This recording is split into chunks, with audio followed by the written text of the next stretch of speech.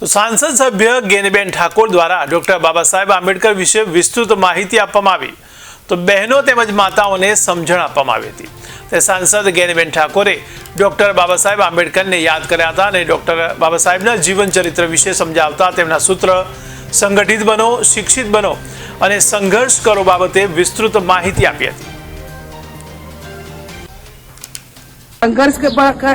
संघर्ष करे અને શિક્ષિત બને। જે બાબા સાહેબ આંબેડકરે આપણાને સૌને સંઘર્ષનો નારો આપ્યો છે, શિક્ષિતનો નારો આપ્યો છે અને એક થઈને કોઈ પણ પરિસ્થિતિનો મુકાબલો કરવા માટેની એમને પ્રેરણા આપી છે। બાબા સાહેબ આંબેડકરને આપણે બધા જ પ્રસંગોમાં યાદ કરીએ છીએ, પણ આપણે એમની પાસેથી શું શીખ્યા? કઈ 24 કલાકમાંથી 18 કલાક મજૂરી કરી હતી જે તે વખતે, અને એટલા માટે વિશ્વમાં એમને નામ કરીને આપણને બધાને આજે પણ જીવવા માટેના અધિકાર આપ્યા। બાબા સાહેબે એસસી અને એસટીને એ ટાઈમે પેલું કરવું, ઓબીસીને એ ટાઈમે અનામત આપવા માંગતા હતા, પણ એમનો ના બોલું છું તેમને રાજીનામું આપી દીધું હતું। આજે આ બહેનોને મારી વિનંતી છે, કહું છું કે તમે માતાજીની દીવાબત્તી કરો ને તો ભેગો બાબા સાહેબ આંબેડકરના ફોટાને પણ દીવાબત્તી કરજો।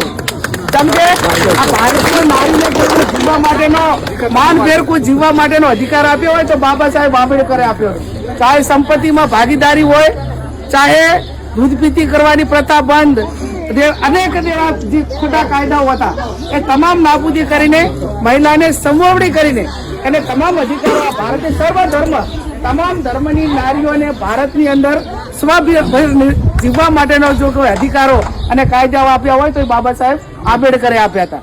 આ તમે એમ માનો કે બાબા સાહેબ આંબેડકરે કાયદો મહિલાને સમવડી અધિકાર, મતાધિકાર હોય, મિલકતમાં ભાગીદારી હોય, એને કોઈ પણ નાના મોટા કોઈ રંજાડ હોય, કોઈ પોલીસ સ્ટેશન ઉધી દઈને એને પોતે એનો વાત હોય મૂકી કે આ બધું આપ્યું, રાજકીય અધિકારો આપ્યા। રાજકીય અધિકારો ના આપ્યા હોત તો હું અત્યારે તમારા વચ્ચે લોકસભામાં જ્યાં બાબા સાહેબ આંબેડકરે કાયદા ઘડ્યા હતા એ પાર્લામેન્ટમાં હું ના હોત, બાબા સાહેબ આંબેડકરે મહિલાઓને અધિકાર ના આપ્યા હોત।